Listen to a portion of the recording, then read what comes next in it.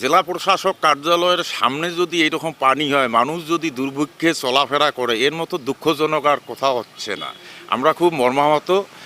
আমি বিশেষ করে আজকে আপনার মাধ্যমে বলতে চাচ্ছি, কুড়িগ্রাম জেলায় এই সমস্ত যতগুলো এলাকা আছে সবগুলো জায়গা যেন সুদৃষ্টি রেখে মেরামত করে, এটাই আশা রাখছি। ম্যানুয়ালি এখানে অবশ্যই স্থানীয় সরকার এবং এখানকার যারা রাজনৈতিক ব্যক্তিত্ব আছে এদের আসলে মূলত অনীহার কারণে এরকম সমস্যা। আমাদের কুড়িগ্রাম পৌরসভায় আসলে সদয় দৃষ্টি দেওয়ার মতো কোনো ব্যক্তি আসলে নেই যে এখানে যে এরকম যে ব্যবস্থা, এই যে জেলা পরিষদ এখানে যে একটা ডিসি অফিস জজকোর্ট সামনে, এখানে আইনগণিক ব্যবস্থা মানুষের অনেক সহায়তা পায়, সেখানেই যদি এরকম অবস্থা, তাহলে তো অন্য জায়গায় আরও বেহাল অবস্থা হওয়ারই কথা।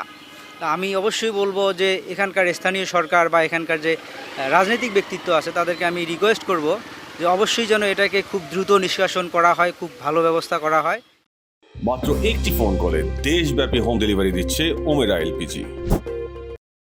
এখানে দীর্ঘদিন থেকে এখানে এই সমস্যা হচ্ছে, ড্রেনে পানি যাচ্ছে না, পানি জমাট হয়ে গেছে।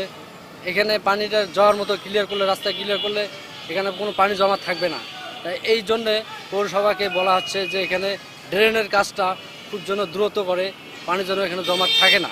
আমরা এটাই সবচেয়ে চাই।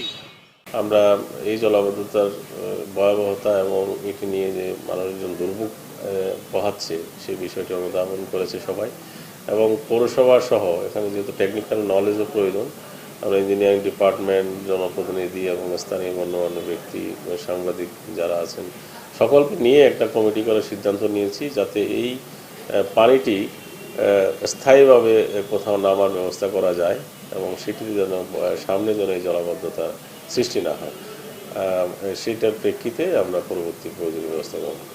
এই 1.5 ঘন্টা বৃষ্টি হলেই আমাদের ফায়ার সার্ভিসে দেখেন গ্যারেজে পানি উঠছিল, 1.5 ঘন্টার মধ্যে পানি কমে গেছে এবং এই পানির জন্য আমরা চলাফেরা করতে পারতেছি না।